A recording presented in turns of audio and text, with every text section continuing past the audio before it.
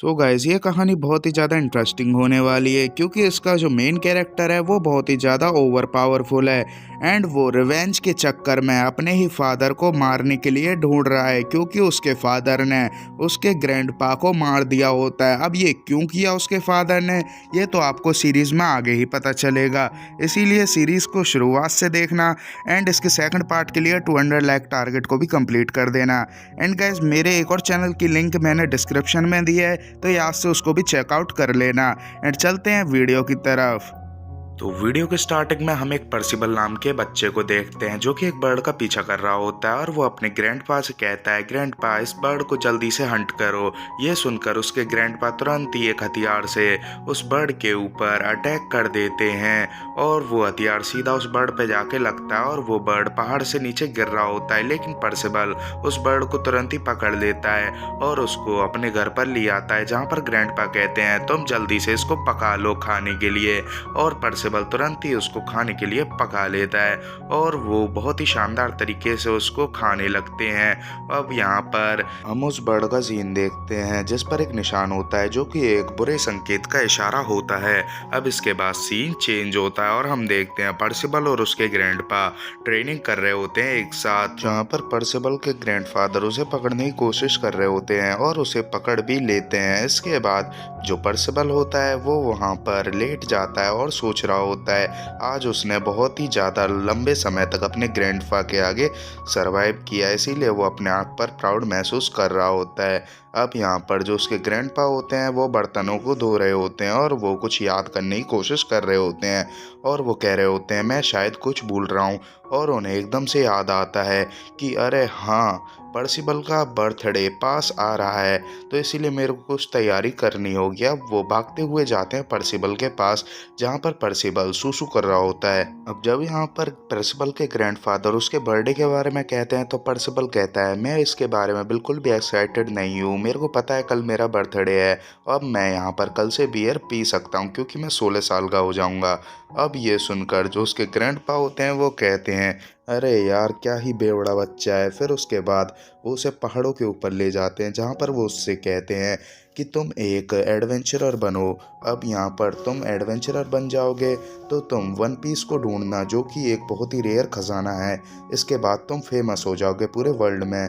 अब यहाँ पर जो उसके ग्रैंडफादर होते हैं वो दारू पीते पीते रात को उसे बता रहे होते हैं कि तुम्हारे जो फादर थे वो 16 साल की उम्र में ही एक महान एडवेंचरर बन चुके थे और वो पूरी दुनिया घूमते थे और वो चाहते थे कि तुम भी ऐसा ही बनो। अब इसके ऊपर जो पर्सिबल होता है वो मना कर देता है और कहता है मैं अपनी पूरी ज़िंदगी अपने ग्रैंडपा के साथ ही रहना चाहता हूँ। अब इसके बाद पर्सिबल रात को पहाड़ों पर आ जाता है और वो अपने ग्रैंडपा की बातों को सोचने लगता है और सोच रहा होता है क्या मेरे को एक एडवेंचरर बन जाना चाहिए। अब इसके बाद वो ज़्यादा ना सोचते हुए इस प्लान को ड्रॉप कर देता है और कहता है मैं इसी ज़िंदगी में खुश हूँ। अब वो नीचे गिर जाता है और वहीं पर उसकी आंख लग जाती है और वो वहीं पर सो जाता है। अब सुबह हो जाती है जहाँ पर जो पर्सिबल होता है वो सामने देखता है कि एक बंदा आ रहा है उड़ती हुई बोट पर और वो एक नाइट लग रहा होता है क्योंकि उसके पास हथियार भी होते हैं। अब यहाँ पर वो बंदा पर्सिबल के पास आता है और उससे कहता है क्या तुम वर्गिस नाम के एक बंदे को जानते हो, जिस पर पर्सिबल कहता है हाँ वो मेरे ग्रैंडपा हैं और वो सब्जियां काट रहे हैं। अब इसके बाद वो अपने ग्रैंडपा की भी लोकेशन बता देता है बिना कोई सवाल जवाब किए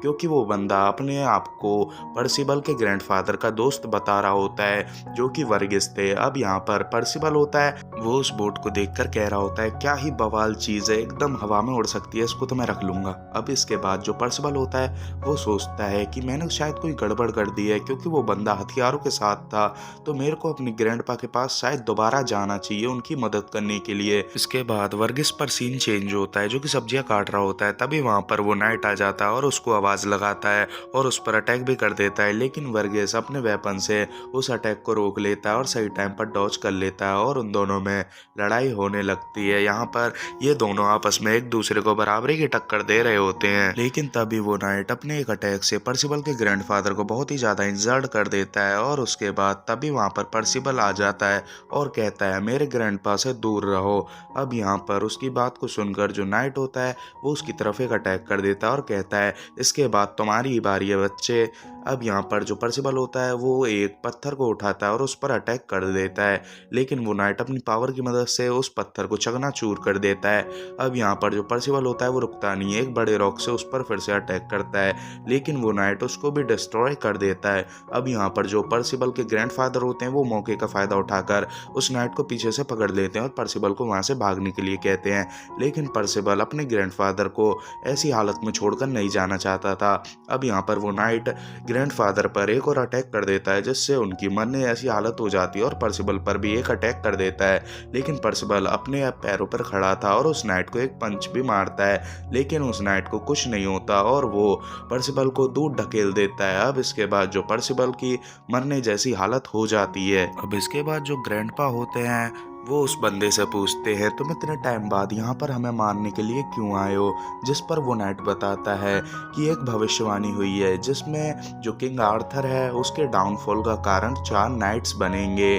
तो इसीलिए हम सभी नाइट्स को मार रहे हैं क्योंकि हम नहीं चाहते कि जो किंग आर्थर हैं उनका डाउनफॉल हो, इसीलिए हम सभी नाइट्स को मार देंगे। अब वो सोचता है मैंने इनको इतनी बुरी हालत में कर दिया है तो ये जिंदा तो नहीं बचेंगे, इसीलिए वो वहाँ से चला जाता है, लेकिन जो पर्सिबल होता है वो एकदम से खड़ा हो जाता है और उसके सारे घाव भी ठीक हो जाते हैं, लेकिन जो ग्रैंडपा होते हैं वो ये देखकर शॉक हो जाते हैं और वो पर्सिबल से कहते हैं तुम जानते हो इस बंदे को, यही तुम्हारा फादर है। जिस पर पर्सिबल कहता है लेकिन आपने तो कहा था कि मेरे फादर किसी एक एक्सीडेंट में मारे गए हैं, जिसके ऊपर ग्रैंडपा कहते हैं इस बंदे का नाम है आयरन स्वॉर्ड और तुम्हें इसे ढूंढना होगा और इसे तुम्हें रोकना भी होगा। जितने भी ये आगे और बंदों को मारने वाला है उन सभी नाइट्स को तुम्हें बचाना होगा और तुम्हें अगर पूरी सच्चाई जाननी है अपने फादर के बारे में तो तुम्हें आयरन स्वॉर्ड को ढूंढना होगा और उसे रोकना होगा। अब ये कहते हुए जो पर्सिबल के ग्रैंडफादर होते हैं उन्हें खून की उल्टियां होने लगती हैं। अब इसके कुछ टाइम बाद जो पर्सिबल के ग्रैंडफादर होते हैं उनकी डेथ हो जाती है।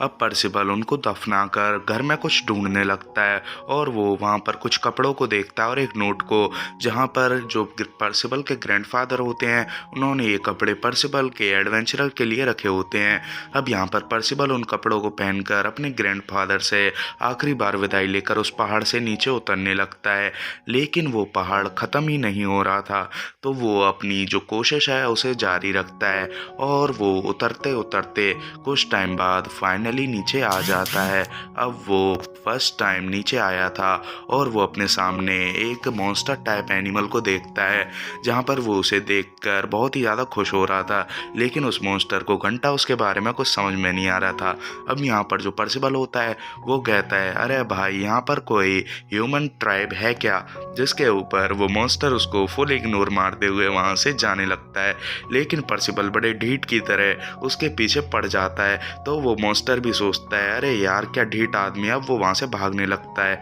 लेकिन सामने ही पर्सिबल को कुछ पर्सन दिखते हैं जो कि कुछ मैजिक परफॉर्म कर रहे होते हैं। अब यहाँ पर हमें एक बंदे का सीन दिखाया जाता है जिसका नाम केन होता है, जो कि अपने साथियों से कह रहा होता है यू मैजिक की प्रैक्टिस करते रहो। अब इसके बाद तभी वहाँ पर पर्सिबल आ जाता है और कहता है अरे भाई साहब गुरुजी प्रणाम, अब मेरे को भी यहाँ पर कुछ मैजिक ट्रिक दिखा दो क्योंकि मैं इस टाउन में बड़ा ही नया नया हूँ। अब यहाँ पर जो डैनियल होता है वो उससे कहता है इसके बदले कुछ रोकड़ा लगेगा बेटे। अब पर्सिबल यहाँ पर पहली बार कुछ पैसों के बारे में सुन रहा होता है, इसीलिए वो डैनियल से कहता है अरे भाई साहब मेरे पास तो कोई भी पैसे नहीं है, क्या तुम फ्री में नहीं दिखा सकते। अब यहाँ पर डैनियल उसे दिखाने के लिए मान जाता है और उसे हवा में उड़ाकर वहाँ से भाग लेता है और कहता है इसके पास पैसे नहीं थे ना, अब ये ले बेटा, हवा में ही लटका रहा है। अब यहाँ पर जो डैनियल की साथी होती है उससे कहती है क्या तुम एक बच्चे से मजे ले रहे हो, उसको नीचे उतार दो, लेकिन तभी वहाँ पर पर्सिबल अपनी फास्ट स्पीड के जरिए वहाँ पर आ जाता है। अब इस पर डैनियल कहता है कि मैं माफ़ी मांगता हूँ अपने पहले के बिहेवियर के लिए, क्योंकि मेरे को तुम्हारे साथ ऐसा नहीं करना चाहिए था। अब वो पर्सिबल से पूछते हैं तुम यहाँ पर ट्रैवल क्यों कर रहे हो, जिसके ऊपर पर्सिबल कहता है मेरे को एक आयरन स्वॉर्ड नाम के नाइट को मारना है क्योंकि उसने मेरे ग्रैंडफादर को मारा है। अब इसके ऊपर जो वो बंदा होता है वो कहता है क्या तुम्हें उससे रिवेंज लेना है, जिसके ऊपर पर्सिबल कहता है हाँ। अब यहाँ पर जो पर्सिबल होता है वो ये भी बताता है कि वो होली नाइट उसका और कोई नहीं फादर ही है। अब ये सुनकर वो बंदे भी थोड़ा शॉक हो जाते हैं और कहते हैं हम यहाँ पास के ही विलेज में जा रहे हैं जहाँ पर तुम्हें कुछ इन्फॉर्मेशन भी मिल सकती है उस होली नाइट के बारे में। जिस पर पर्सिबल कहता है तुम लोग मेरे को भी उधर ले चलो, जिस पर डैनियल मान जाता है और कहता है तुम्हें एक ट्रिक करके दिखानी होगी। अब यहाँ पर वो पर्सिबल को एक बो और एरो दे देते हैं और एक सेब पर निशाना लगाने के लिए कहते हैं, लेकिन जो पर्सिबल होता है वो अपने निशाने से डैनियल को ही गंजा कर देता है। पर पर्सिबल को वो लोग अपने साथ ले जाते हैं। अब वो लोग जा ही रहे होते हैं कि तभी उनके आगे कुछ विलेजर्स आ जाते हैं और कहते हैं कि रुको रुको रुको भाई, किसी होली नाइट को बुला दो क्योंकि हमें एक होली नाइट की ज़रूरत है। हमारे विलेज पर एक वुल्फ ने अटैक किया है। जिस पर डैनियल कहता है इस छोटी सी बात के लिए होली नाइट की क्या ज़रूरत, हम सब लोग भी होली नाइट ही बनना चाहते हैं तो हम भी उस वुल्फ को हरा सकते हैं। इसके बदले तुम्हें अपने जो विलेज है उसमें हमें शेल्टर देना होगा। इस पर वो लोग मान जाते हैं। अब वो लोग तुरंत ही उसकी तरफ जाने लगते हैं, लेकिन वो वुल्फ बहुत ही ज़्यादा बड़ा था जिसको देखकर उनकी फट जाती है और वो कहते हैं अरे भाई हम तो किसी गलत रास्ते पे आ गए, और वो वहाँ से भागने लगते हैं। लेकिन पर्सिबल हीरो बनते हुए उस वुल्फ के आगे आ जाता है और कहता है मैं तुमको नहीं छोड़ूंगा, और वो अपनी बो और एरो से उस पर शूट करने लगता है, लेकिन वो सारी एरो ही उसके सिर पर आके लगती हैं, जिसकी वजह से पर्सिबल को बचाना पड़ता है डैनियल के द्वारा। अब यहाँ पर वो वुल्फ डैनियल के ऊपर मौका पाकर अटैक कर देता है, लेकिन जो पर्सिबल होता है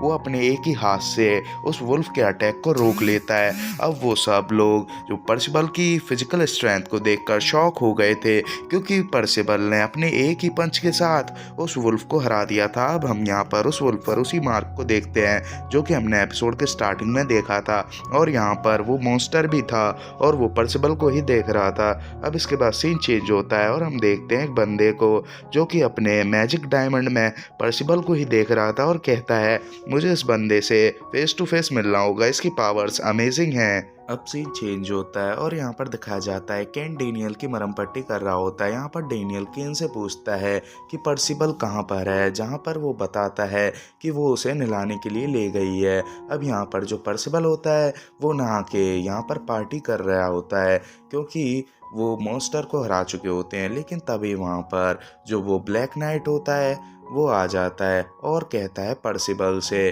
कि तुम ही हो ना पर्सिबल, और जिसके ग्रैंडफादर वर्गिस हैं। जिस पर पर्सिबल कहता है हाँ। अब यहाँ पर जो पर्सिबल होता है वो कहता है क्या तुम आयरन स्वॉर्ड को जानते हो, जिस पर वो बंदा कहता है हाँ, और मेरे को न्यूज़ मिली थी कि तुमको मार दिया गया है। जिस पर पर्सिबल कहता है अच्छा, और वो बंदा कहता है अगर तुम मेरे को हरा दोगे तो मैं तुमको उसकी सारी जानकारी दे दूंगा। तो पर्सिबल उसको मानने लगता है, लेकिन उस बंदे पर उसके अटैक का कोई भी असर नहीं हो रहा होता है, और वो बंदा कहता है अगर मैंने तुमको हरा दिया तो तुमको मेरा सर्वेंट बनना होगा। अब यहाँ पर पर्सिबल भी मान जाता है और उसके ऊपर धुआंधार अटैक करने लगता है, लेकिन उस बंदे पर उसका कुछ भी असर नहीं हो रहा होता है, और वो बंदा उसे पकड़कर कह रहा होता है कि तुम अपने मैजिक का यूज करो, ऐसे मेरे को बिल्कुल भी मजा नहीं आ रहा तुम्हारे साथ लड़ने में। लेकिन जो पर्सिबल होता है वो उससे कहता है मेरे पे मैजिक यूज करना नहीं आता। जिस पर वो बंदा कहता है अबे तू किस काम का है, तू कुछ काम का भी है। जिसके ऊपर वहाँ पर जो विलेजर होते हैं उनको अच्छा नहीं लग रहा होता है, क्योंकि जो पर्सिबल होता है उन्होंने उसे बचाया होता है। अब यहाँ पर एक छोटा बच्चा कहता है तुम अपने मैजिक पर फोकस करो। अब इसके बाद जो पर्सिबल होता है वो फोकस करता है और उसकी मैजिक पावर अवेक हो जाती है और वो उस बंदे को दूर खदेड़ देता है। अब यहाँ पर जो पर्सिबल होता है उसके हाथों में मैजिक पावर कंसंट्रेट होने लगती है, जिसे देखकर खुद पर्सिबल भी शॉक हो जाता है और कहता है अरे मम्मी आग लग गई हाथों में, अब इसको कोई बुझाओ। और वो इधर उधर भागने लगता है और कहता है आग लगी, और उसका हाथ गलती से उस नाइट से टच हो जाता है, जिससे वो नाइट दूर जाकर गिरता है। अब ये देखकर जो डैनियल होता है वो कहता है अरे बेवकूफ, ये तुम्हारी ही मैजिक पावर है, इस पर कंसंट्रेट करो। अब ये सुनकर जो पर्सिबल होता है वो कंसंट्रेट करने लगता है और वो कुछ ज़्यादा ही कॉन्फिडेंस में आ जाता है और और वो कहता है आजा भूतनी के। अब इसके ऊपर जो ब्लैक नाइट होता है वो भी कहता है मेरे को सीरियस होना पड़ेगा, क्योंकि उसको पर्सिबल के मैजिक के बारे में कुछ नहीं पता था। अब इसके बाद जो पेल होता है वो अपने फायर मैजिक से पर्सिबल के ऊपर अटैक कर देता है, लेकिन पर्सिबल बड़े फनी अंदाज में उसके अटैक को डॉज कर देता है और इसके बाद वो उसके अटैक को डॉज करने में व्यस्त हो जाता है, क्योंकि उसका अटैक बहुत ही ज़्यादा फ्रीली उसके पीछे पड़ चुका होता है। क्योंकि जो ब्लैक नाइट होता है उसके पास एबिलिटी होती है उसके कंट्रोल करने की उसके अटैक को, और वो उस अटैक को जो पर्सिबल होता है उसके पीछे लगा देता है और पर्सिबल अपना सारा फोकस उस अटैक को डॉज करने में कर रहा होता है। लेकिन वो तभी उस नाइट के पीछे पहुंच जाता है और वो यहाँ पर अपने मैजिक पावर का यूज़ करता है, लेकिन वो जो बॉल होती हैं वो उसके पास फिर से आ जाती है अटैक करने के लिए, लेकिन पर्सिबल उनको डिस्ट्रॉय कर देता है और वो जो बॉल होती है वो 6 टुकड़ों में बट जाती है और वो जो नाइट होता है उन सारे टुकड़ों को कंट्रोल कर रहा होता है। अब यहाँ पर पर्सिबल की फिर से लंका लग जाती है। अब यहाँ पर ब्लैक नाइट पर्सिबल से कहता है कि ये आग जब तक तुमको खाक नहीं कर देगी, जब तक ये नहीं बुझेगी, अब तुम्हारे आगे कोई भी चांस नहीं है सरवाइव करने का, इसीलिए तुम मेरे आगे सिलेंडर कर दो। लेकिन पर्सिबल इस पर नहीं मानता, तो वो नाइट कहता है तुम्हारा ये लास्ट चांस है, तुम इस पर ढंग से सोच लो। लेकिन पर्सिबल तो भी गिव अप नहीं करता और वो अपने मैजिक को कंसंट्रेट करने लगता है और एक ऑरा शील्ड की तरह यूज़ करने लगता है। ये देखकर वो नाइट भी शॉक हो जाता है, क्योंकि पर्सिबल को बस कुछ ही समय हुआ था अपने मैजिक को अनलॉक करे। अब यहाँ पर जो वो नाइट होता है वो कहता है लेकिन यहाँ पर बहुत ही ज़्यादा देर हो चुकी है तुम्हारे इस शील्ड को यूज़ करे, क्योंकि तुम्हारी बॉडी अब धीरे धीरे जलने लगी है। लेकिन जो पर्सिबल होता है वो अपने मैजिक की मदद से कुछ छोटे छोटे क्लोन्स को उसकी तरफ भेज देता है, जिससे जो वो बंदा होता है वो अपने मैजिक को डीएक्टिवेट कर देता है, क्योंकि यहाँ पर उसको तकलीफ होने लगती है उन छोटे छोटे मैजिक फॉर्म से। लेकिन यहाँ पर जो पर्सिबल की बॉडी होती है वो यहाँ पर झुलस चुकी होती है, जिसको देखकर वो बंदा सोच रहा होता है कि ये अब यहाँ पर नहीं बचेगा। लेकिन वो एकदम उसको देखकर शॉक हो जाता है, क्योंकि जो पर्सिबल की बॉडी होती है वो उसकी आंखों के सामने ही हील होने लगती है। अब वो इसे देखकर सोचने लगता है इसके पास किस तरीके का मैजिक है, क्योंकि ये ना कि मेरे अटैक से सरवाइव कर गया बल्कि इसकी बॉडी पूरी तरीके से हील भी हो गई। अब वो सोचने लगता है पर्सिबल के मैजिक के बारे में, और वो जब इसके बारे में सोच ही रहा होता है तभी उसके माइंड में क्लिक होता है कहीं इसके पास लेजेंडरी हीरो रैंक का मैजिक तो नहीं। अब इसके बाद जो वो ब्लैक नाइट होता है वो कहता है ये मैजिक बहुत ही ज़्यादा रेयर है, इसको 1 लाख में से सिर्फ एक ही बंदा जगा पाता है, और यहाँ पर जो पर्सिबल है वो जरूर ही उन 4 नाइट्स में से एक है जो कि आगे जाकर जो किंग आर्थर है उसके डाउनफॉल का कारण बनेंगे। अब ये जानकर जो और भी नाइट हैं वो पर्सिबल को पकड़ने आएंगे, इसीलिए जो ब्लैक नाइट है वो पर्सिबल को पकड़ना चाहता है, लेकिन जो पर्सिबल है वो तभी आगे आकर उसे एक पंच जड़ देता है और उसे पीछे फेंक देता है, जहाँ पर वो उसकी तारीफ करता है ब्लैक नाइट। अब ये सुनकर जो पर्सिबल है वो कहता है अरे अरे यार मैं इतना भी कुछ ज़्यादा खास नहीं हूँ, और फिर वो ब्लैक नाइट कहता है इसका कंट्रोल बहुत ही ज़्यादा एडवांस है पर तुम मेरे से नहीं जीत सकते, और वो अपनी जो पावर है उसका बस थोड़ा सा यूज़ कर जो पर्सिबल के सारे क्लोन्स हैं उनको अपने शरीर से दूर हटा देता है, क्योंकि उसके पास बहुत ही ज़्यादा फाइटिंग एक्सपीरियंस है। अब जो वो ब्लैक नाइट होता है वो अपनी फुल पावर के साथ पर्सिबल की तरफ बढ़ने लगता है, जिसको देखकर जो डैनियल और उसके साथी होते हैं वो घबरा जाते हैं और डैनियल आगे आकर अपनी फ्लोटिंग स्किल से उसको हवा में उड़ा देता है और वो कहता है अभी तुम इतने पावरफुल नहीं हो कि एक फुल नाइट का तुम सामना कर सको, क्योंकि इसके पास बहुत ही ज़्यादा मैजिक है और मैं भी इसको रोक नहीं सकता, मैं इसको कुछ थोड़े टाइम तक ही इसका ध्यान भटका सकता हूँ, इतने टाइम में तुम यहाँ से भाग जाओ। लेकिन डैनियल पर्सिबल को अकेला छोड़कर नहीं जाना चाहता था, और तभी वहाँ पर वो जो ब्लैक नाइट होता है वो अपने एक अटैक को रिलीज करता है जो कि होता है फायर स्टॉर्म, और जिसकी वजह से जो डैनियल होता है वो बहुत ही ज़्यादा इंजर्ड हो जाता है। अब यहाँ पर जो ब्लैक नाइट उसको अफसोस हो रहा होता है, क्योंकि वो एक ईमानदार और लॉयल नाइट है, वो किसी भी आम इंसान को हार्म नहीं करना चाहता था। लेकिन जो डैनियल होता है वो पर्सिबल और उसकी फाइट में इंटरप्ट कर रहा रहता है, इसीलिए उसने उसको इंजर्ड किया। अब वो उन्हें मारने के लिए आगे बढ़ ही रहा होता है, लेकिन तभी वहाँ पर जो क्रिएचर होता है वो आ जाता है और वो वहाँ पर उसको देखकर जो ब्लैक नाइट होता है वो थोड़ा कंफ्यूज हो जाता है और तभी वो क्रिएचर अपने पास से कुछ पिल जैसी निकालता है और उसकी मदद से पर्सिबल, डैनियल और वो क्रिएचर एक ड्रैगन बोन के ऊपर टेलीपोर्ट हो जाते हैं, जहाँ पर जो पर्सिबल होता है वो दोबारा से विलेज जाने की जिद कर रहा होता है क्योंकि उसे आयरन स्वॉर्ड का पता पूछना था उस ब्लैक नाइट से। लेकिन जो क्रिएचर होता है वो कहता है क्या तुम पागल हो, तुम अगर वहां जाओगे तो वो तुम्हें पक्का ही मार डालेगा और तुम्हें विलेजर्स की चिंता करने की जरूरत नहीं है क्योंकि वो किसी को भी हार्म नहीं करेगा, वो बस तुम्हें ढूंढते हुए आया था। तो अब तुम वहां से जा चुके हो तो वो तुम्हें ढूंढने के लिए निकल जाएगा। अब इसके ऊपर डैनियल कंफ्यूज होने लगता है, जिस पर वो बिल्ला बताता है कि मैं फ्यूचर से आया हूँ और ये जो नाइट था ये इविल किंग के लिए काम करता था। इविल किंग के डाउनफॉल का कारण 4 नाइट्स बनेंगे, तो इविल किंग ने इनको ऑर्डर दिया है उन 4 नाइट्स को मारने का। अब इनको पता तो है नहीं कि कौन है वो 4 नाइट, इसीलिए ये सभी नाइट्स को मार रहे हैं। अब इसके बाद वो आगे बताता है मैं फ्यूचर से आया हूँ, मेरे को भेजा गया है सारे नाइट्स को इकट्ठा करने के लिए और वो 4 नाइट्स जो हैं उनमें से तुम भी एक हो जो कि है डेथ नाइट,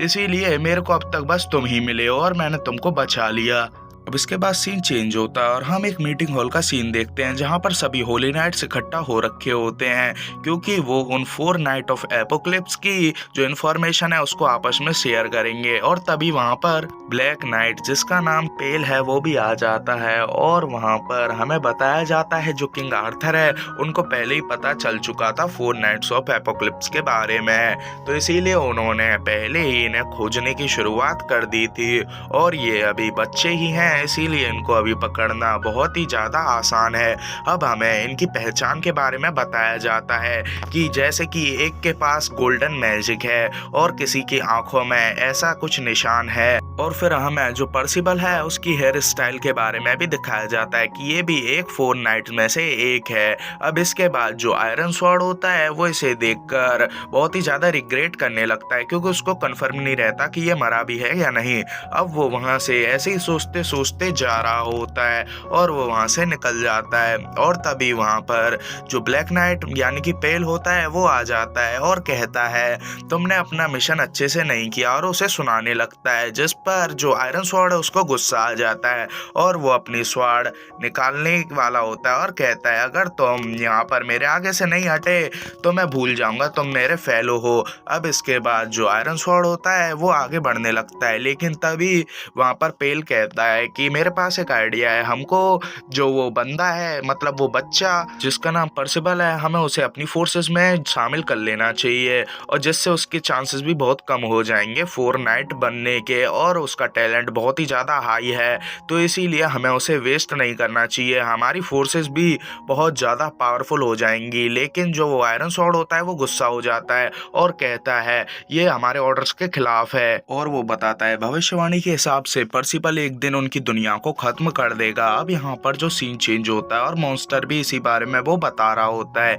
लेकिन पर्सिबल को इससे घंटा ही फर्क नहीं पड़ता और वो कहता है मैं दुनिया को खत्म ही नहीं करूंगा, तो इससे ये प्रोफेसी मतलब भविष्यवाणी खत्म हो जाएगी। लेकिन वो फॉक्स जानता था कि इसको ऐसे चेंज नहीं किया जा सकता, इसीलिए वो वहां से जाने लगता है और पर्सिबल को भी साथ चलने के लिए कहता है, लेकिन पर्सिबल उसके साथ नहीं जाना चाहता था, जिस पर वो फॉक्स कहता है कि आयरन स्वॉर्ड और बाकी के सभी नाइट्स कैमलॉट नाम की एक जगह पर हैं। लेकिन उसकी बातों को सुनकर डैनियल सोचता है क्या चूतिया बना रहा है भाई, कैमलॉट तो वॉर में खत्म हो चुका है, जिस पर वो फॉक्स कहता है तुम्हारी बात पूरी तरीके से सही नहीं है क्योंकि कैमलॉट वॉर के बाद एक दूसरी जगह पर ही एग्जिस्ट करता है जो कि लियू किंगडम के बाद आती है। अब उस किंगडम का नाम सुनकर जो पर्सिबल होता है वो कहता है चलो भाई हम भी चलेंगे तुम्हारे साथ, और वो एकदम से अपने वक्त जज्बात बदल देता है। अब उनकी जर्नी स्टार्ट ही हुई थी, पर्सिबल को भूख लगने लग जाती है, इसीलिए वो अपने बो और एरो को लेकर शिकार के लिए निकल जाता है। लेकिन डैनियल को याद आता है भाई इसने तो पिछली बार मेरे को टकला कर दिया था, इस बार पता नहीं क्या क्या कर देगा,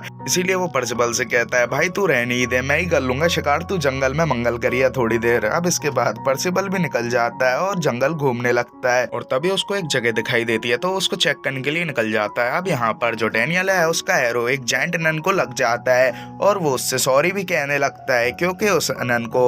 ज़्यादा चोट नहीं आई थी तो वो डैनियल को माफ़ कर देती है। और तभी वहाँ पर दो फेरीज भी आ जाती हैं जो कि उन्हें बताती हैं कि पर्सिबल एक खतरनाक प्लेस पे चला गया है जहाँ पर एक खतरनाक आदमी रहता है। अब यहाँ पर हमें पर्सिबल का सीन दिखाया जाता है जो कि एक फेरी को उस घर से आज़ाद कर देता है, लेकिन तभी पीछे से कोई आदमी उसे बेहोश कर देता है। अब हमें बताया जाता है ये टिट नाम का साइंटिस्ट है जो जिंदा लोगों पर एक्सपेरिमेंट करता है और उसे इस चीज में बहुत ही ज्यादा इंटरेस्ट है। अब यहाँ पर जो वो पागल साइंटिस्ट टिट है वो पर्सिबल के अंदर कुछ एक सीरम इंजेक्ट करता है क्योंकि वो बहुत ही ज्यादा सनकी है और उसे इन चीजों में मजा आता है लिविंग थिंग्स पर एक्सपेरिमेंट करने में। अब यहाँ पर सीन चेंज होता है और हम देखते हैं डैनियल और रोस नन का सीन जो कि पर्सिबल को ढूंढ रहे होते हैं। तभी वहाँ पर जो फेरीज होती हैं वो कहती हैं कि हमें यहाँ पर पर्सिबल को ढूंढने की उम्मीद को छोड़ देना चाहिए क्योंकि उस पागल साइंटिस्ट ने अब तक पता नहीं उसके साथ क्या ही कर दिया होगा।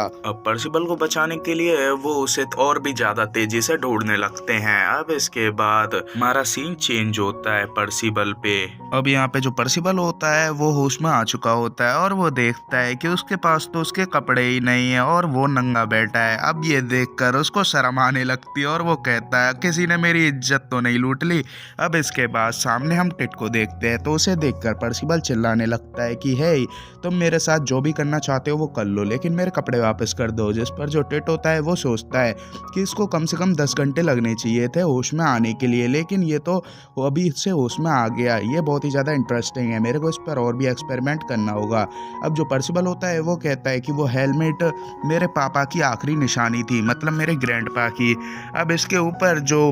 टिट होता है वो कहता है मैंने तुम्हारे सारे कपड़ों को जला दिया। अब इस पर पर्सिबल नाराज हो जाता है जिस पर जो टिट होता है वो कहता है लेकिन मैंने तुम्हारे हेलमेट और कैप को कुछ नहीं किया है, वो ऊपर ही रखे हैं। अब ये देखकर पर्सिबल भी थोड़ा रिलैक्स हो जाता है। अब जो टिट होता है वो बताता है कि ये तुम्हारे जो कैप और ये है ये मैजिकल आइटम से बना है इसीलिए मैंने इससे कुछ नहीं किया। अब टिट कहता है मैं इसे तुम्हें बाद में लौटा दूंगा लेकिन उससे पहले मैं तुम्हारे ऊपर कुछ एक्सपेरिमेंट करूंगा और अगर तुमने नहीं करवाया तो मैं तुम्हें नहीं लौटाऊंगा। तो इस पर पर्सिबल भी मान जाता है। अब यहाँ पर जो टिट होता है वो उसके अंदर कुछ सीरम इंजेक्ट करता है और कहता है इसका असर होने के लिए 1 घंटा लगेगा तो मैं यहाँ पर 1 घंटे बाद आऊँगा। लेकिन हम देखते हैं इसके तुरंत बाद ही पर्सिबल के बाल कई मीटर तक लंबे हो जाते हैं और वो कहता है अबे ये तूने क्या ही झाड़ उगा दिया है, अब मैं अपना हेलमेट कैसे पहनूंगा, तूने मेरी ब्यूटी खराब कर दी। अब इसके ऊपर जो टिट होता है वो कहता है मैं प्लांट्स को कैसे बड़ा करूँ इसके ऊपर ही रिसर्च कर रहा हूँ और ये सही से काम भी कर रहा है। लेकिन जो पर्सिबल होता है वो उसे कुछ ज़्यादा ही बुरा भला कह देता है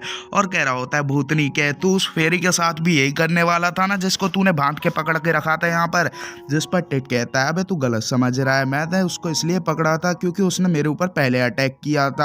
और मैं उसे थोड़ा सा मजा चकाना चाहता था। अब ये सुनकर जो पर्सिबल होता है उसको भी यकीन होने लगता है कि टिट कोई बुरा आदमी नहीं है और वो टिट से कहने लगता है तुम्हें अपनी पर्सनैलिटी को सुधार लेना चाहिए क्योंकि तुम्हारी वजह से दूसरे लोगों को दिक्कत होने लगती है। अब ये बात सुनकर जो टिट होता है वो कहता है कि मेरी जो बड़ी बहन है वो भी ऐसे ही मेरे से कहा करती थी। अब सीन चेंज होता है और हमें पता चलता है वो जो जायंट नन है वही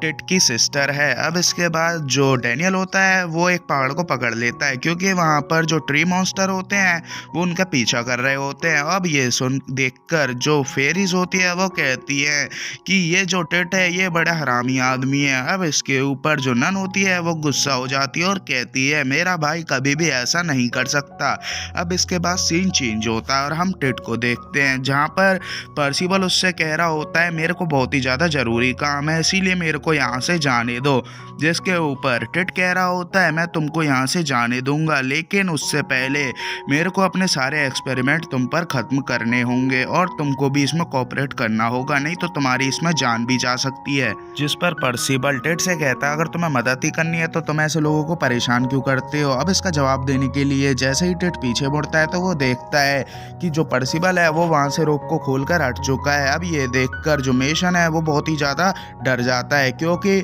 जो पर्सिबल है वो बहुत ही ज़्यादा अच्छा मॉडल है उसके लिए, मतलब रिसर्च करने के लिए। अब यहाँ पर जो हेलमेट होता है वो पर्सिबल के सिर में फिक्स ही नहीं आ रहा होता है, जिसके ऊपर पर्सिबल बहुत ही ज़्यादा चिल्लाने लगता है और कहता है तुमने मेरे साथ ये क्या कर दिया। अब यहाँ पर जो टिट होता है वो उसे जाने नहीं देना चाहता था, इसीलिए वो अपनी 2 मैजिकल स्वॉर्ड से उसे रोकने की कोशिश करता है, लेकिन जो पर्सिबल होता है वो उसको रोक लेता है और कहता है अगर तुम चाहो तो मैं तुम्हारी इसमें मदद कर सकता हूँ। लेकिन जो टिट होता है वो किसी अनजान से मदद नहीं लेना चाह रहा होता है। अब टिट को यहाँ पर गौर को बचाना था, इसीलिए वो वहाँ पर पर्सिबल को नहीं भागने देना चाह रहा होता और उस पर अटैक करने लगता है और उसे ओवर पावर कर कर गिरा देता है। अब यहाँ पर जो पर्सिबल का हेलमेट होता है उसके गिरते ही उसके सिर से निकलकर जो टिट होता है उसके मुंह पर लगता है, जिससे टिट वहाँ पर गिर जाता है और उसका जो ड्रग होता है जिस पर वो कई सालों से रिसर्च कर रहा होता है वो भी वहाँ से उछलने लगता है और वो गिरने वाला होता है, लेकिन जो पर्सिबल होता है वो उस ड्रग को पकड़ लेता है। अब यहाँ पर टिट उसके हाथ में उस ड्रग को देखकर घबरा जाता है और कहता है मैं तुमको यहाँ से जाने दूंगा, लेकिन तुम उस ड्रग को वहीं पर रख दो। अब इसके ऊपर जो पर्सिबल होता है उसको याद आता है कि इस ड्रग का भी टेस्ट अभी बाकी है। अब यहाँ पर जो पर्सिबल होता है वो उस ड्रग को खोलकर खुद ही पी जाता है। अब ये देखकर जो टिट होता है वो शॉक हो जाता है, क्योंकि पर्सिबल को पता था कि उसकी इसमें जान भी जा सकती है, लेकिन उसने उसके रिसर्च के लिए उस ड्रग को पी लिया। अब यहाँ पर जो पर्सिबल होता है वो नीचे गिरने लगता है। अब यहाँ पर तभी टिट सोच रहा होता है कि पर्सिबल मर गया, लेकिन तभी पर्सिबल उठता है और चिल्लाने लगता है और कहता है मेरे अंदर तो बहुत ही ज़्यादा एनर्जी आ गई है। अब वो वहाँ से भागकर बुरी तरीके से चिल्लाने लगता है, जिससे जो नन और डैनियल होता है उसको भी उसकी लोकेशन के बारे में पता चल जाता है। अब वो उसकी तरफ जाने लगते हैं। अब तभी यहाँ पर सीन चेंज होता है और यहाँ पर जो टिट है वो पर्सिबल से पूछ रहा होता है कि तुमने ये सीरम क्यों पी लिया, जबकि तुम्हें पता था इससे तुम्हारी जान भी जा सकती है। जिस पर जो पर्सिबल होता है वो उसे कहता है कि मैंने इसलिए पी लिया क्योंकि मेरे को पता है तुम बुरे आदमी नहीं हो, और देखो मेरे हाथ पैर भी अभी तक चल रहे हैं। अब ये सुनकर जो टिट होता है वो भी एकदम से उस सीरम को पी लेता है और बेहोश हो जाता है। अब यहाँ पर तभी डैनियल और जो साथी थे उसके वो आ जाते हैं। अब यहाँ पर जो पर्सिबल होता है वो उससे कहता है कि मेरे को टिट को बचाने में तुम्हारी मदद चाहिए, लेकिन जो फेरीज होती हैं वो ये नहीं करना चाह रही होती और वो पर्सिबल को कहती है क्या तुम पागल हो गए हो, इसको बचाओगे तो ये हमें ही मार देगा। लेकिन टिट अपने मास्टर की स्टोरी गाने लगता है और बताता है कि उसके मास्टर का नाम ओडो था, जो कि इसी जंगल में रहा करते थे और वो अपने रिसर्च के लिए यही से इंग्रेडिएंट कलेक्ट किया करते थे। एक दिन उनके पास 2 फेरीज आई थी, जिनमें से एक को चोट लगी थी तो उन्होंने उसका ट्रीटमेंट भी किया था। उसी टाइम उनकी नज़र एक जाइंट पर भी पड़ी थी जिसके 2 बच्चे थे और वो उस 2 बच्चों को खिलाया करते थे अपने साथ, और जो 2 बच्चे थे उनके साथ उन्होंने अपनी सारी मेडिकल नॉलेज भी शेयर की थी, जिसकी वजह से उनमें से जो एक लड़का था वो आगे चल के टिट बना और उसके पास भी मेडिकल नॉलेज है। अब यहाँ पर वो बताता है कि ये फॉरेस्ट हमारे मास्टर की आखिरी निशानी है, इसीलिए मैं इसको बचाना चाहता हूँ, और तभी उसको होश भी आ जाता है। एंड जो टिट होता है वो अपने ट्रक को पूरे जंगल में जल्द से जल्द फैलाना चाहता था, इसीलिए वो अपने वहाँ पर तैयारी करने लगता है। लेकिन तभी हम देखते हैं एक जो फेरिस थी जिसको उसने आज़ाद किया था वो एक ओडो नाम के मॉन्स्टर को जगा देती है। अब यहाँ पर सभी फेरीज उस पर पत्थर बरसाने लग जाते हैं, लेकिन जो पर्सिबल होता है वो उन्हीं के ऊपर पत्थर मारने लगता है और कहता है क्या तुम पागल हो गए हो, ये जो टिट है ये हमारे जंगल को बचाना चाहता है और तुम इसी को मार रहे हो। अब यहाँ पर हम देखते हैं जंगल में कुछ पॉइजन जैसा फैल रहा होता है, जिससे सारे जो लिविंग थिंग्स होती हैं वो मरने लगती हैं। अब यहाँ पर इसको देखकर जो टिट होता है और पर्सिबल वो उस ड्रग को वहाँ पर फैलाने के लिए तैयार कर रहे होते हैं। एंड जो टिट होता है उसने उस ड्रग को पूरे जंगल में फैला दिया होता है, जिससे हम देखते हैं कि पूरा जंगल दोबारा से हरा भरा होने लगता है। जितने भी जानवर होते हैं जो मरे होते हैं वो दोबारा से जिंदा होने लगते हैं, और यहाँ पर जो टिट होता है उसने जंगल को बचा लिया होता है। अब यहाँ पर वो उनसे माफ़ी मांगता है अपनी गलतियों के लिए। अब यहाँ पर फॉक्स उससे पूछता है इस सब की शुरुआत कैसे हुई,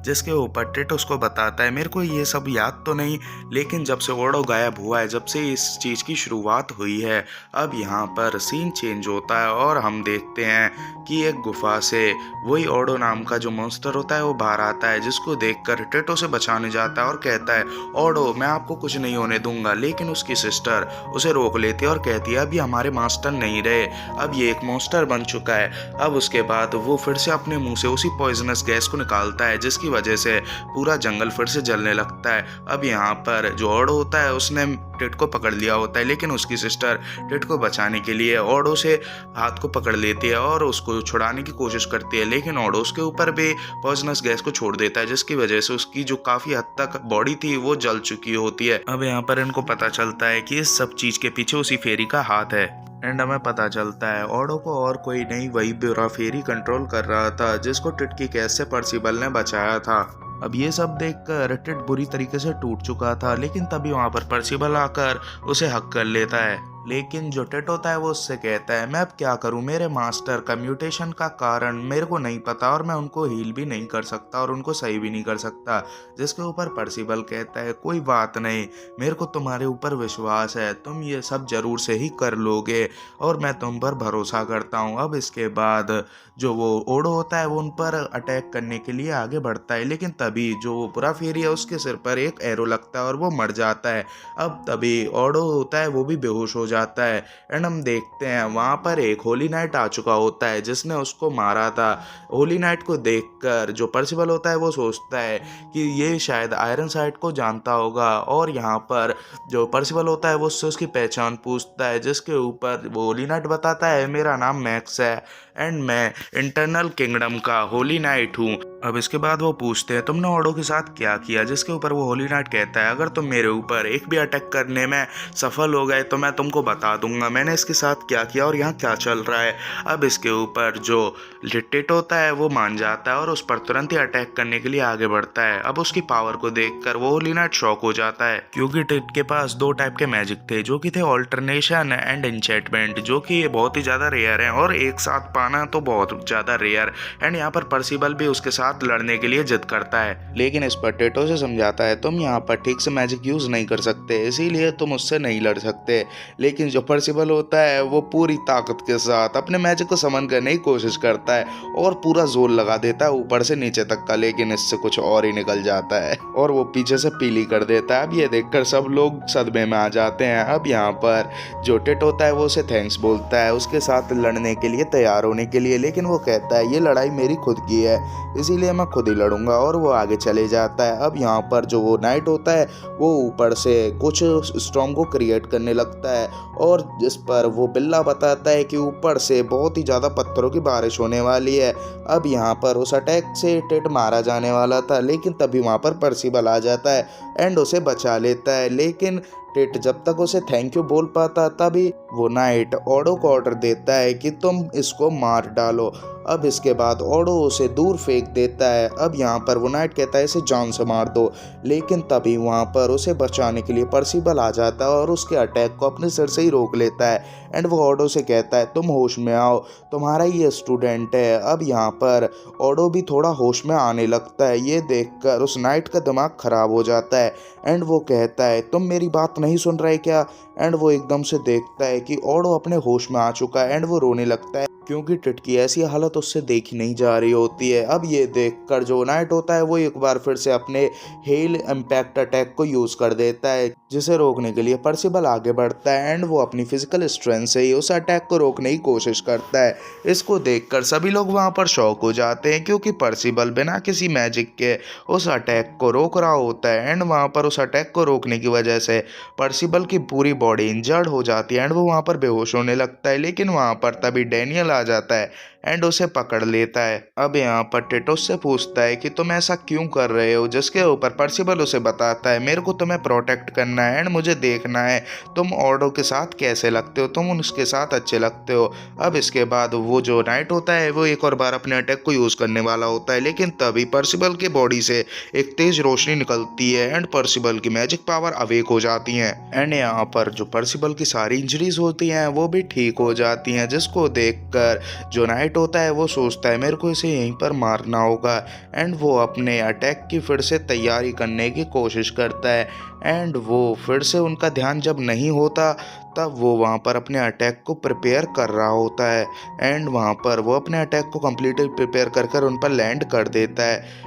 अब उस अटैक से वो सोचता है कि पर्सिबल और उसके साथ ही नहीं बच पाए होंगे, लेकिन उसकी गलतफहमी दूर हो जाती है क्योंकि यहाँ पर जो पर्सिबल होता है उसने उसके अटैक को अपनी पावर्स की मदद से एक मुंह में रख लिया होता है एंड वो उसी मुंह से उसके ऊपर अटैक कर देता है, जिसकी वजह से जो नाइट होता है उसको बचना पड़ता है बच्चों की तरह एंड वो अपने घुटनों पर भी आ जाता है। जिसके ऊपर पर्सिबल उससे कहता है कि तुम्हें अपना प्रॉमिस पूरा करना होगा, तुमने कहा था अगर मैं तुम्हारे ऊपर एक भी अटैक लैंड कर दूं तो तुम इसको पहले जैसा कर दोगे ऑडो को। एंड यहाँ पर जो नाइट होता है वो बौखला जाता है क्योंकि वो हार रहा होता है एंड वो उस पर अटैक करने की कोशिश करता है, लेकिन वो पर्सिबल को छू भी नहीं पा रहा होता है क्योंकि पर्सिबल के ऊपर बहुत ही थिक लेयर होती है मैजिक की। एंड यहाँ पर वो नाइट समझ जाता है वो पर्सिबल को टच भी नहीं कर सकता, तो वो उससे कहता है ठीक है मैं तुम्हें हरा नहीं सकता तो तुम मेरे को यहाँ पर रोक भी नहीं सकते। लेकिन पर्सिबल अपना जाइंट हैंड क्रिएट कर कर उसको वहीं पर दबोच लेता है और कहता है बेटे कहाँ जा रहे हो।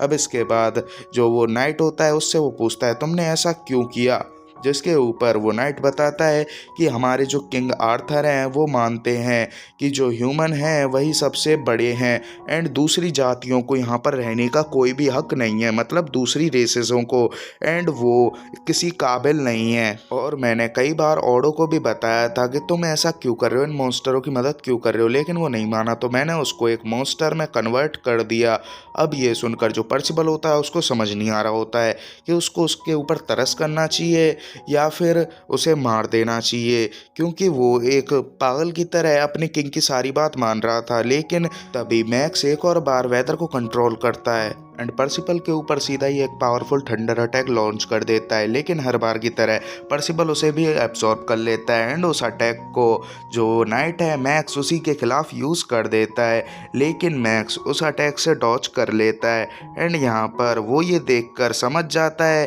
क्योंकि पर्सिबल बहुत ही ज़्यादा पावरफुल है इतनी छोटी सी उम्र में ही, तो वो समझ जाता है कि ये ज़रूर ही उन 4 लीजेंडरी नाइट्स में से एक है जो दुनिया को ख़त्म कर देंगे एंड इनकी किस्मत में यही लिखा है। तो वो यहाँ पर बहुत ही खुश होता है क्योंकि वो अपने किंग को यहाँ पर खुश कर सकता था पर्सिबल को मारकर एंड उस भविष्यवाणी को भी गलत साबित कर सकता था। अब यहाँ पर जो डैनियल होता है वो देखता है पर्सिबल का मैजिक उसकी इमेजिनेशन के हिसाब से चेंज हो सकता है, तो यहाँ पर जो डैनियल होता है वो उससे कहता है कि तुम किसी भी मैजिक वेपन के बारे में सोचो लेकिन बो और एरो के बारे में मत सोचना क्योंकि उसमें तुम बहुत ही ज़्यादा बुरे हो। अब यहाँ पर जो पर्सिबल होता है वो कुछ इमेजिन करने लगता है, लेकिन तभी वहाँ पर जो वो नाइट होता है वो वहाँ पर एक बर्ड को समन कर लेता है, जिसे देखकर पर्सिबल को अपने पुराने दिन की याद आ जाती है कि वो कैसे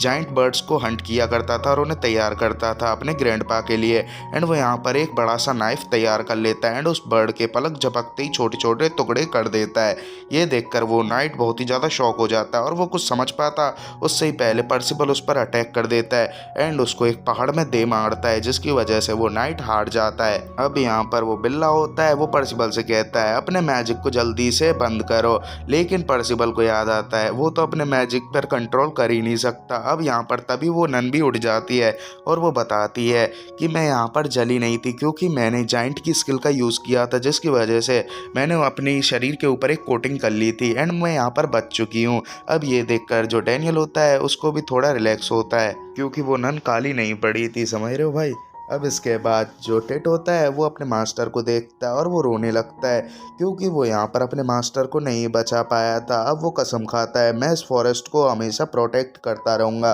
उसे इस हाल में देखकर सबको भी बुरा लगता है। अब यहाँ पर जो पर्सिबल होता है उसको यहाँ पर बहुत ही ज़्यादा बुरा लग रहा होता है क्योंकि वो अपने प्रॉमिस को पूरा नहीं कर पाया था,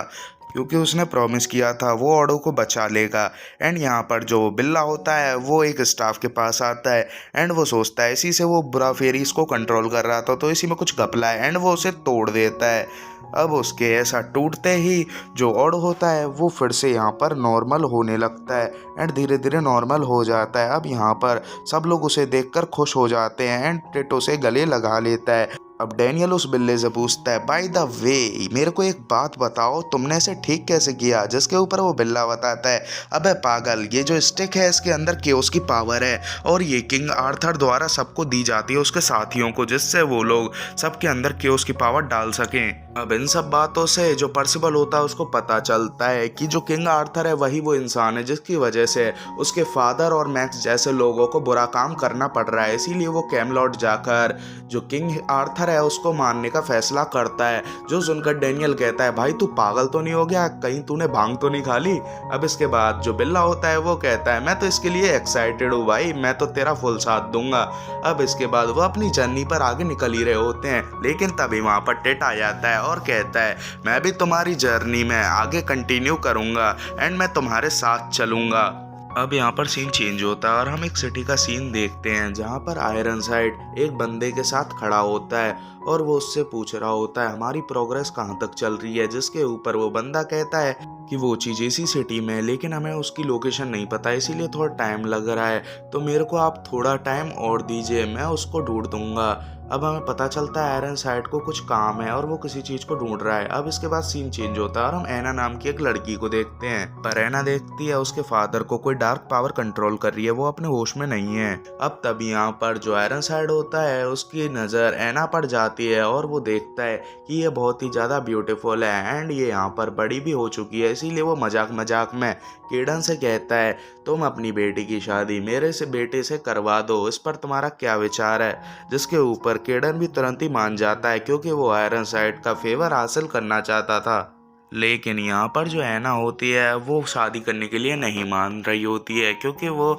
आयरनसाइड के बेटे से शादी नहीं करना चाहती थी। अब यहाँ पर हमें पता चलता है जो आयरनसाइड है वो मजाक कर रहा है, जबकि वो तो अपने बेटे को जान से मारना चाहता था। अब यहाँ पर आयरनसाइड केडन से कहता है, तुम उस चीज़ की खोज जारी रखो। अब हमें उस चीज़ का नाम पता चलता है जो कि होती है फ्रेगमेंट्स ऑफ इटर्निटी टॉम। अब यहाँ पर सीन चेंज होता है और हम देखते हैं हमारे हीरोज को जो कि यहाँ पर ट्रेनिंग कर रहे होते हैं, जैसे कि डैनियल अपने टेलीकिनेसिस मैजिक की मदद से मछलियाँ पकड़ रहा होता है और यहाँ पर वो बहुत ही ज़्यादा खुश भी हो रहा होता है। एंड यहाँ पर जो पर्सिबल होता है वो अपने छोटे क्लोन्स को ऑर्डर देने की कोशिश कर रहा होता है, लेकिन वो कोई भी उसकी बात नहीं सुन रहा होता है और वो अपने कामों में लगे हुए रहते हैं। अब यहाँ पर पर्सिबल कंफ्यूज होता है, जिसके ऊपर जो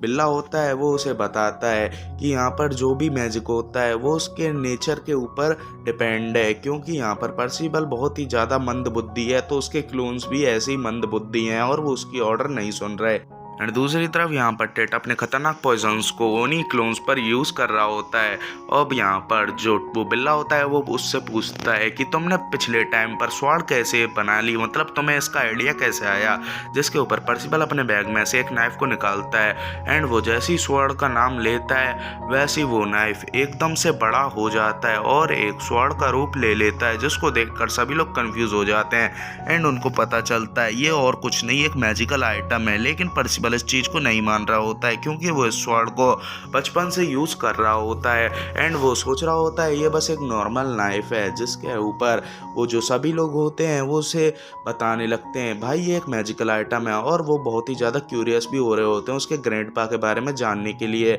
लेकिन पर्सिबल को उसके बारे में कुछ नहीं पता रहता, तो वो पर्सिबल से पूछते हैं तुम्हारे ग्रैंडपा के पास इतने सारे मैजिकल आइटम कहाँ से आए? जिसके ऊपर पर्सिबल कहता है मेरे को नहीं पता और मैंने उनसे कभी पूछने की कोशिश भी नहीं की, मैंने तो उनसे कभी बात भी करने की कोशिश नहीं की इसके बारे में। और वो बताता है आयरनसाइड नाम के एक बंदे ने मेरे जो ग्रैंडफादर है उनको मार डाला और वो और कोई नहीं आयरनसाइड मेरा खुद का रियल फादर है। जिसे सुनकर वो सभी लोग कंफ्यूज होने लगते हैं और यहाँ पर पर्सिबल उन्हें बताता है कि वो कियोस किंग के कहने पर ये सब कर रहे हैं, इसीलिए मैं कैमलॉट जाकर कियोस किंग को मारना चाहता हूँ। लेकिन जो टेट होता है वो कहता है कैमलॉट नाम की जगह तो 16 साल पहले हुए वॉर में ही ख़त्म हो चुकी है। लेकिन जो पर्सिबल होता है उसे जो बिल्ले है उसकी बात पर बिल्कुल यकीन होता है और वो कहता है यहाँ पर एक अलग जगह है जहाँ पर कैमलॉट एग्जिस्ट करता है एंड वो यहाँ पर सो रहे होते हैं आराम से और पर्सिबल का मन भी नहीं कर रहा होता है वहाँ से उठ के आगे चलने के लिए और वो इमेजिन करने लगता है अगर उनके पास विंग्स होते तो वो उड़ के चले जाते। लेकिन तब यहाँ पर डैनियल को एकदम से याद आता है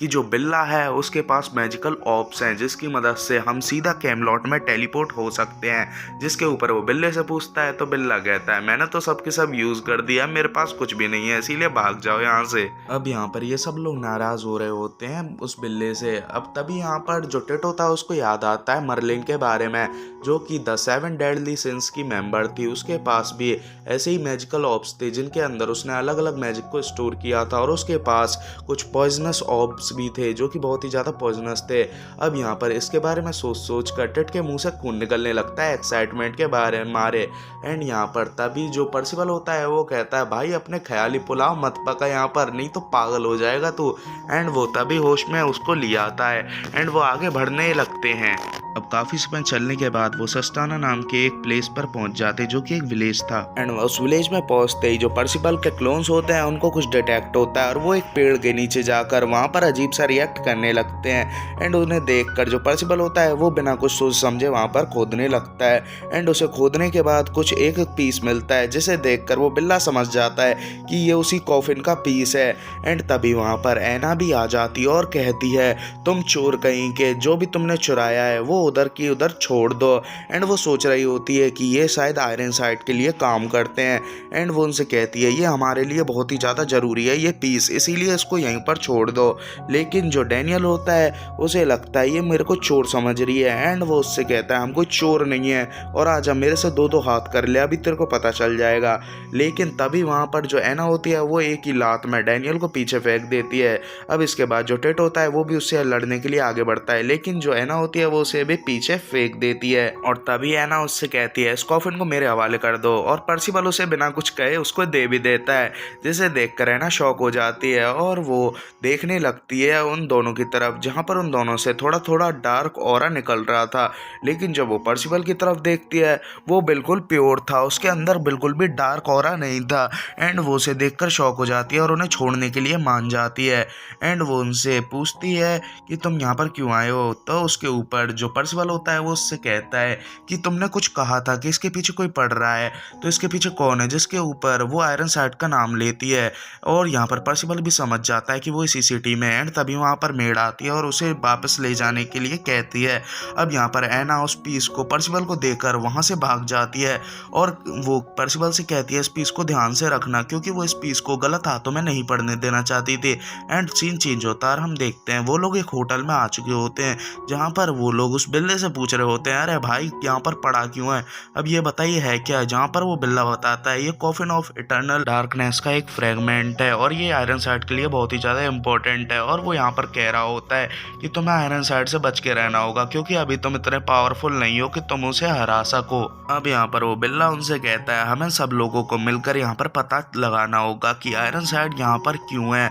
और वो यहाँ पर इसको क्यों ढूंढ रहा है, कॉफिन ऑफ इटर्नल डार्कनेस के फ्रेगमेंट्स को। एंड यहाँ पर एक बार फिर से सीन चेंज होता है और हम देखते हैं जो किडन होता है वो ऐना के ऊपर चल रहा होता है, क्योंकि वो बिना बताए बाहर निकल गई होती है सिटी में, और वो कह रहा होता है ये सिटी इतनी सेफ नहीं है। अब इसके ऊपर ऐना उससे कहती है कि इस सिटी को अनसेफ तो आपने बनाया है, क्योंकि आपने आयरन साइड जैसे एक अनजान आदमी को इस सिटी में छोड़ दिया है, जो कि कभी भी कुछ भी कर सकता है। अब ये सुनकर जो किडन है वो भी समझ जाता है कि ऐना के पास जो ईविल डिटेक्ट करने की पावर है, और उसने आयरन साइड में काफी ज्यादा ईविल पावर्स को देखा होगा, और इसीलिए ऐना ऐसा बर्ताव कर रही है। अब इसके ऊपर जो किडन होता है वो उसे समझाने लगता है कि हम आयरन साइड का कुछ भी नहीं बिगाड़ सकते, उसके पास माउंटेन्स तक को डिस्ट्रॉय करने की पावर है, और वो इस सिटी को कुछ ही पलों में डिस्ट्रॉय कर सकता है। अब इसकी बात को सुनकर जो ऐना होती है वो कहने लगती है मैं भी एक नाइट बनने वाली हूँ, और मैं किसी भी बुरे आदमी का साथ नहीं दूंगी, ये मेरे उसूलों के खिलाफ है,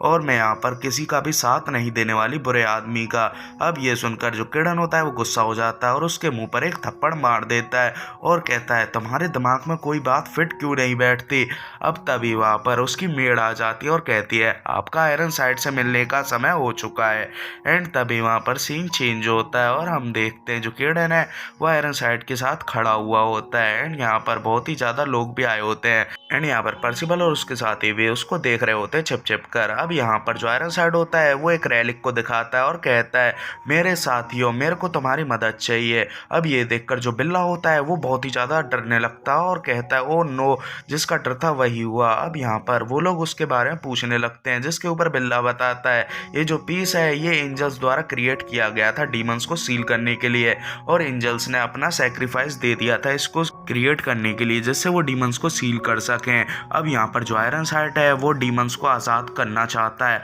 जिससे ह्यूमैनिटी के ऊपर बहुत ही बड़ा खतरा होने वाला है, और वो यहाँ पर इसको खोलने के लिए इन सब लोगों की कुर्बानी देने वाला है। ये सुनकर जो पर्सिबल होता है वो आयरनहार्ट को रोकने के लिए बढ़ने लगता है, लेकिन वो बिल्ला उसे रोक देता है और कहता है तुम अभी इतने पावरफुल नहीं हो और तुम यहाँ पर अपनी जान को और इन लोगों की जान को भी खतरे में डाल दोगे। अब यहाँ पर जो पर्सिबल होता है वो इसके बावजूद भी आयरनहार्ट से लड़ने के लिए जाने लगता है और कहता है मेरा और इसका पुराना हिसाब किताब है, इसको हमें क्लियर करना होगा। जिसके ऊपर जो बिल्ला होता है वो कहता है तुम समझने की कोशिश करो, यहाँ पर बहुत सारे लोग हैं, इनकी जान भी तुम्हारी वजह से खतरे में आ सकती है, ये तुम्हारी पर्सनल दुश्मनी है। अब यहाँ पर सीन चेंज होता है और हम देखते हैं आयरनहार्ट उनसे कहता है मेरे दोस्तों, मेरे को तुम्हारी मदद चाहिए इंसानियत को बचाने के लिए, इंसानियत के ऊपर बहुत ही बड़ा खतरा आने वाला है, तो तुम सब लोग अपना कंट्रीब्यूशन दो जिसकी मदद से हम इंसानियत को बचा सकें एंड इससे इंसानियत को बहुत ही ज़्यादा फ़ायदा होगा। अब उसकी बात को सुनकर सभी लोग जोश में आ जाते हैं और कहते हैं हम इंसानियत को बचा कर रहेंगे।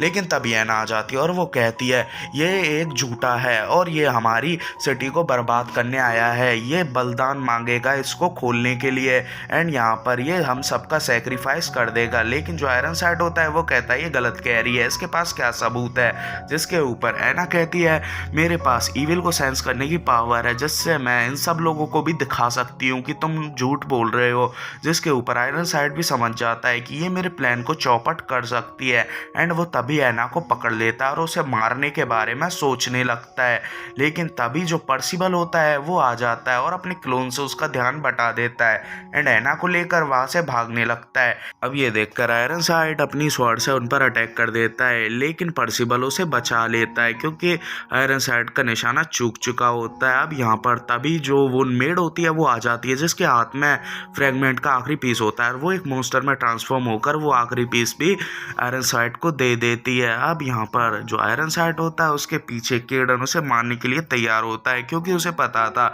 आयरनहार्ट एक बुरा आदमी है। लेकिन जो आयरनहार्ट होता है वो केडन को दूर फेंक देता है एंड उस रैलिक को कंप्लीट कर देता है। अब यहाँ पर जो बिल्ला होता है वो उन्हें कहता है कि हमें आयरनहार्ट को रोकना होगा, अभी भी ज्यादा देर नहीं हुई, और वो पर्सिबल से कहता है तो मैं आयरनहार्ट से डायरेक्ट फाइट को अवॉइड करना होगा क्योंकि वो अभी तुम्हारी करंट स्ट्रेंथ से 10 गुना ज़्यादा पावरफुल है। लेकिन जो ऐना होती है वो अपनी पावर से देखती है उस बिल्ले को, जिससे उसे पता चलता है कि वो बिल्ला अभी भी उनसे कुछ छुपा रहा है। अब इसके बाद वो सब लोगों को वहाँ से जाने के लिए कहता है और कहता है हमें जल्दी से जल्दी आयरनहार्ट को रोकना होगा। अब यहाँ पर वो सब आयरनहार्ट को रोकने के लिए निकल जाते हैं, जहाँ पर आयरनहार्ट उस रिचुअल को स्टार्ट कर देता है और हम देखते हैं डार्क पावर निकल कर उस फॉर्मेशन से पूरी सिटी को घेर लेती है और वो जिस भी चीज़ को छूती है वो एक अजीब से मॉन्स्टर में बदल जाती है जो कि इंसानों को खाना पसंद करते हैं। अब यहाँ पर वो अपने एक फैमिलियर मॉन्स्टर से कहता है कि तुम्हें जाकर इस सिटी से बाहर निकलने वाले आदमियों को रोकना होगा। सीन चेंज होता है और हम देखते हैं डैनियल को उन मॉन्स्टरों को देखकर डर लग रहा होता है एंड तभी ऐना पर्सिबल से कहती है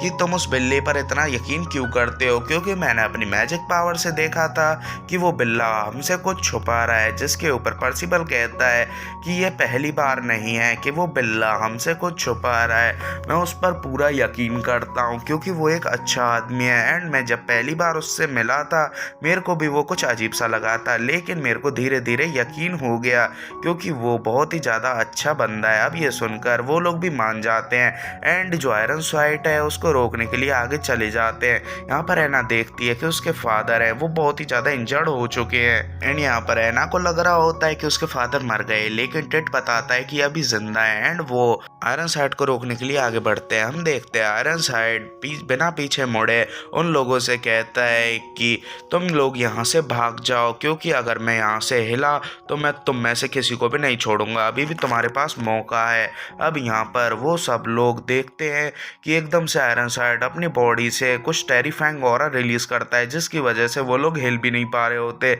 लेकिन पर्सिबल के ऊपर उसका कुछ भी असर नहीं पड़ खड़ा होता है एंड वो अपनी पावर की मदद से आयरनसाइड पर अटैक कर देता है अपने जाइंट हैंड से। लेकिन वो देखता है आयरनसाइड ने अपनी बस एक ही उंगली से उस अटैक को रोक लिया होता है, जिसे देखकर डैनियल और उन सब का दिमाग खराब हो जाता है, क्योंकि उन्होंने आज तक आयरनसाइड जैसे किसी पावरफुल होली नाइट को नहीं देखा होता है। अपडेट पर्सिबल को याद दिलाता है हमें आयरनसाइड को हराना नहीं है, हमें तो बस इस रिचुअल को रोकना है, जिसके ऊपर पर्सिबल भी अपने कई सारे क्लोन बनाकर उस रेलिक पर अटैक कर देता है। लेकिन कोई अननोन फोर्स उसके सारे क्लोन्स को डिस्ट्रॉय कर देती है। अब यहाँ पर जो आयरनसाइड होता है वो भी समझ जाता है, तो वो फिर पर्सिबल से कहता है तुम इस पर अटैक कर रहे हो, जिसके ऊपर पर्सिबल कहता है मैं अपने किसी भी प्लान को रिवील नहीं करूँगा तुम्हारे आगे, तुम कितनी भी कोशिश कर लो, लेकिन मैं तुम्हें अपने प्लान के बारे में कुछ भी नहीं बताने वाला, समझे। अब यहाँ पर जो आयरनसाइड होता है वो उसे ताना देते हुए कहता है तुम अपने बेचारे बूढ़े बाप पर अटैक कर रहे हो पीछे से कायरो की तरह, जिसके ऊपर पर्सिबल कहता है जब तुमने मेरे ग्रैंडपा पर अटैक किया था और मेरे पर, उसी दिन से तुमने अपने बाप कहलाने का हक छोड़ दिया है। अब यहाँ पर यह सुनकर आयरनसाइड भी समझ जाता है ये डिटरमाइंड है और वो अपने इलाइट मैजिक से उसके ऊपर अटैक कर देता है उन्हें मारने के लिए। अब पर्सिबल भी अपने सारे साथियों को उछलने के लिए कहता है एंड हम देखते हैं जमीन में बहुत ही तगड़ा गड्ढा हो चुका होता है, जो देखकर है ना समझ जाती है ये हमें झटके में भी मार सकता है। और वो ये सोचकर भी शॉक हो रही होती है कि ये पर्सिबल का फादर है, जिसके ऊपर वो सब लोग उसे बताते हैं कि हाँ ये पर्सिबल का फादर ही है, इसने इसके ग्रैंडपा और पर्सिबल को मारने की कोशिश की थी, जिसकी वजह से पर्सिबल अपना बदला लेना चाहता है आयरनसाइड से और वो इसे कई समय से ढूंढ भी रहा है। यहाँ पर अब डैनियल कहता है कि ये बहुत ही ज़्यादा पावरफुल है, हमें यहाँ से भाग चलना चाहिए, जिसके ऊपर जो टेट होता है वो कहता है यहाँ पर कितने सारे मासूम लोग हैं, हम इन्हें छोड़कर ऐसे ही नहीं जा सकते, जिसके ऊपर डैनियल कहता है हमें बस एक ही दिन हुआ है भाई